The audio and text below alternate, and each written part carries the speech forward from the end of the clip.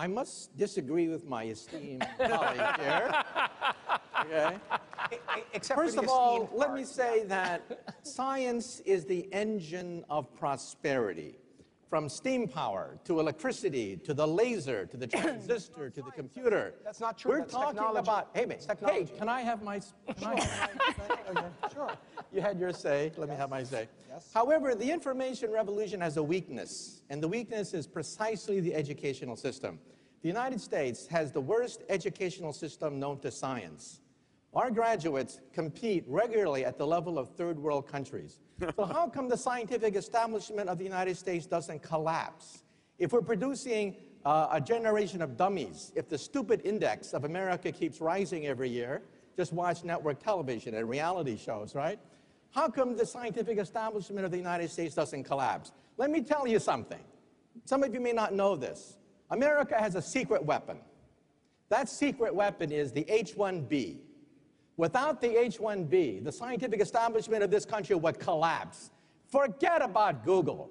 Forget about Silicon Valley. There would be no Silicon Valley without the H-1B. And you know what the H-1B is?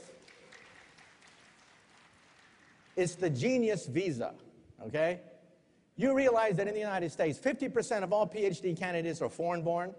At my system, one of the biggest in the United States, 100% of the PhD candidates are foreign-born. The United States is a magnet sucking up all the brains of the world, but now the brains are going back.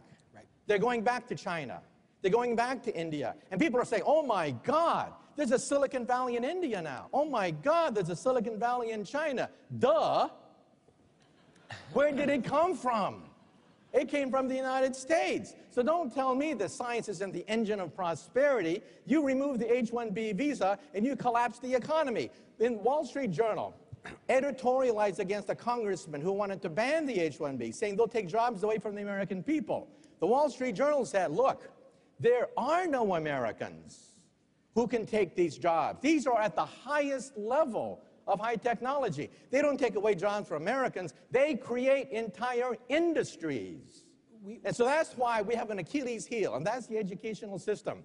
And again, sociology majors are not necessarily going to be the ones determining the future of Silicon Valley, but physicists, engineers. We need more of them, not less. The irony is,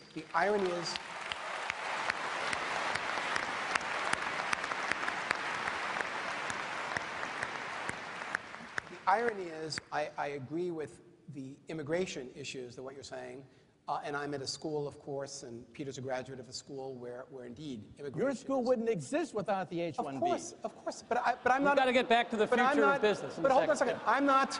No. I'm not arguing against an H-1B. I completely agree with this issue, and the point on the future of business that he's making, which is very, very important, is the nature of human capital.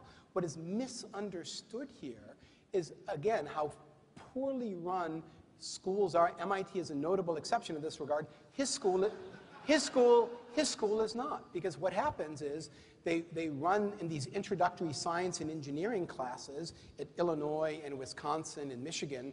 They run freshman and sophomore years as flunk-out operations. They run it as a boot camp, and then people are surprised that people don't take science, that they don't take the STEM courses. The point that I'm trying to make, which I think is an important one in this regard, is that the way educational systems are set up right now is that we have distorted incentives that undermine the ability for America to have a homegrown science and technology center.